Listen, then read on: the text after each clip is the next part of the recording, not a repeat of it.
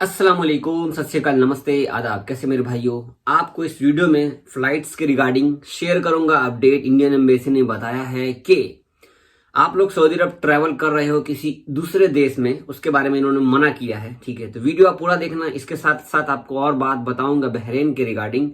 बहुत सारे लोग सवाल कर रहे हैं बहरीन से आ सकते हैं, बहरीन से आ सकते हैं, तो आ सकते हैं नहीं आ सकते हैं, पूरी बात सुनते हैं। इस वीडियो को अच्छे से बताता हूं मैं आपको। ठीक है, तो सबसे पहले मैं आपको शेयर करूंगा। तो ये आप देख सकते हैं सुबह के 10 बजे 11 फरवरी को सर्कुलर जारी किया इंडियन एम्बेसी रियाद ने। इन्होंने इसमें आप देख सकते हैं इंग्लिश में लिखा हुआ है, advisory for Indian nations travelling to Saudi Arabia. ठीक है, इसके बाद यहाँ पर यह लिखा हुआ है कि 2 फरवरी को जैसा कि सर्कुलर बनाया गया सऊदी अरब में के 20 देशों की फ्लाइटों को बैन की गई है, जिसमें इंडिया का भी नाम शामिल है, दुबई भी शामिल है। तो उन सारे कंट्रियों का नाम है Argentina, United Arab Emirates, Germany, United States, Indonesia, Ireland, Italy, Pakistan, Brazil, पुर्तगाल, यूनाइटेड किंगडम, तुर्की, South Africa, Sweden, Switzerland, France, Lebanon, Egypt, Japan और इंडिया तो है ही। तो ये तो आपको मालूम है कि सऊदी अरब ने 20 देशों पर फ्लाइट की बैन लगा दी। टेम्पररी बैन लगाया, ना कि परमानेंट बैन है। इसका कोई भी डेट नहीं बताया गया, ये कब खुलेगा नहीं खुलेगा।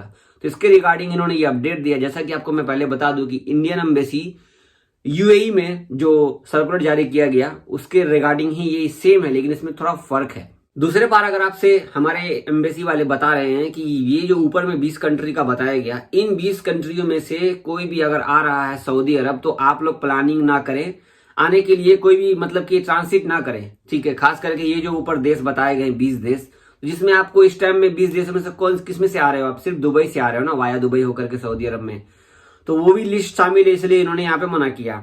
जिसके बाद तीसरे लाइन में है, देखो, all Indian nations are also advise to kindly ascertain कोविड-19 रिलेटेड ट्रेवल करंट गाइडलाइंस। इनका कहने का मतलब है कि ऑल इंडियंस, जो भी इंडियंस इंडिया से आ रहे हो या किसी और देश में हो, वाया सऊदी अरब आ रहे हो, तो जिस देश से आप वाया जाओगे वहां की कोरोना की सिचुएशन क्या है। जैसा कि आपको पता है कि सऊदी अरब में फ्लाइट बैन है, तो यहाँ पर डायरेक्ट फ्लाइट तो आ नहीं रही इंडिया से। आप वाया दुबई आ नहीं सकते क्योंकि आपको पता है कि इन्होंने बैन किया हुआ है। तो आप किसी दूसरे कंट्री से सफर कर रहे हो सऊदी अरब के लिए, थोड़ी देर के लिए मान लो वाया बहरीन। ठीक है, वाया बहरीन पे हम आ रहे हैं, आगे बात बताता हूं मैं आपको। थोड़ी देर के लिए मानो वाया बहरीन आप आ रहे हो, ट्रैवल गाइडलाइंस क्या है आपको मालूम है, वहां का क्या सिस्टम है नहीं है। हो सकता है आने वाले दिनों में शायद वहां भी बंद हो जाए, तो फिर आप कैसे सफर करोगे, इसके लिए पूरी जानकारी ले लो। दोनों देशों के बीच अगर आप सफर कर रहे हो, तो इसलिए इन्होंने यहाँ पे एडवाइस दिया है, खास करके as well in Saudi Arabia. ठीक है, तो यहां पर सीधी सीधी बोल रहा भाई, 20 कंट्रियों में से आप किसी भी देश से आ रहे हो सऊदी अरब जाने के लिए वाया होकर के, तो आप अगर आप इस टाइम पे आते हो तो आप मत आओ। चलो ठीक है, चलो मान लेते हैं। अब बात कर लेते हैं वाया बहरीन। जैसे कि आपको पता है कि वाया कुवैत बंद है, वाया ओमान शायद कल वो भी बंद हो गया है। ठीक है, लॉकडाउन वगैरह लग चुका है, फ्लाइटों का प्रॉब्लम हो चुका है फिर से वहां भी।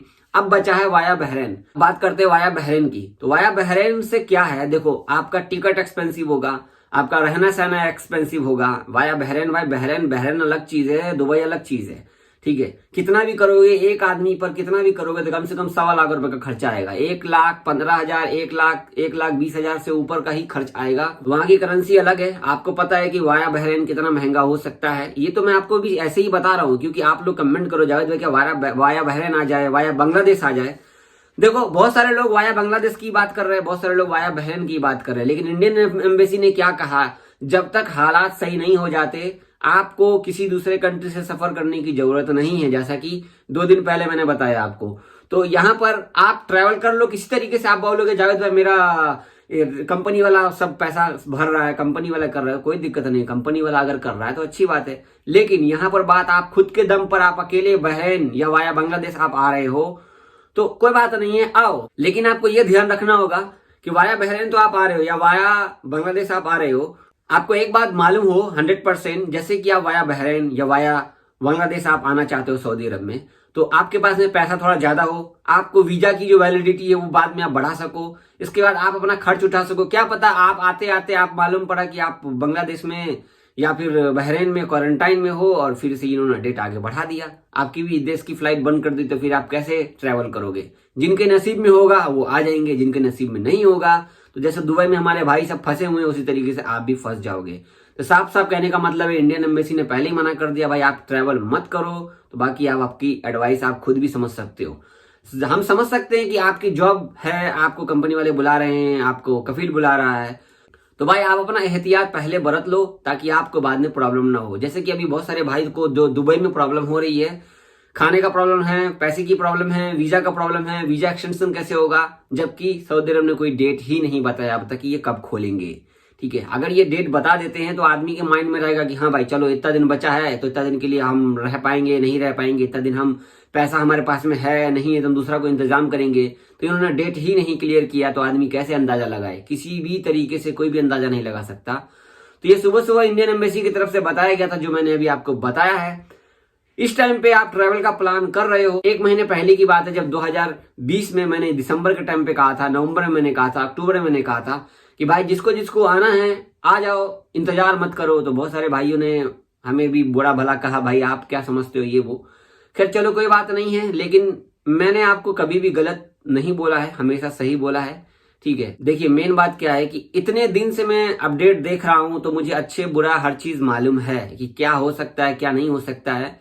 इस टाइम पर मेरे से भी आप पूछोगे तो मैं बोलूंगा भाई आप अपने घर पर रहो, वीजा वगैरह इकामा वगैरह बढ़वा लो, आराम से इंतजार करो। जब ये फ्लाइट का सिस्टम सऊदी अरब में दोबारा से रिज्यूम हो जाता है तभी आगे आप ट्रैवल का प्लानिंग बनाओ।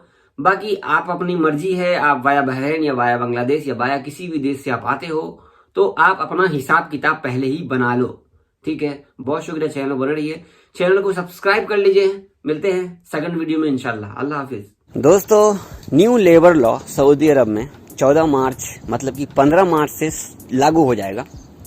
लेकिन देखने की बात यह है कि ये जो भी फायदा है जो कंपनी में काम करते हैं या प्राइवेट कंपनी में काम करते हैं या प्राइवेट दुकान में काम करते हैं उन सब के लिए है। हाउस ड्राइवर, मजरा या घर में काम करने वाली या डोमेस्टिक वर्कर के लिए तो है ही नहीं भाई, ये सारे प्राइवेट सेक्टर वालों के लिए है। वैसे ये अच्छा है या बुरा है, वैसे देखा जाए तो 15 मार्च के बाद इसकी असलियत मालूम पड़ेगी। अच्छा है बुरा है, छुट्टी जाना है पैसा लगेगा, एग्जिट जाना है पैसा लगेगा, छुट्टी बढ़वाना है पैसा लगेगा, बहुत सारी चीजें हैं। पता नहीं इकामा बनवाने के लिए खुद का पैसा लगता है क्या लगता है, कंपनी चेंज करने के लिए पैसा लगेगा कि क्या लगेगा। ये सारी चीजों का धीरे धीरे अपडेट आया है लेकिन क्लियर नहीं हो पाया है। अब क्लियर कब से होगा, जब ये सारा चीज लागू हो जाएगा तब से। बहुत लोगों के सवाल जवाब आते रहते, भाई मैं कंपनी में काम करता बदल सकता नहीं।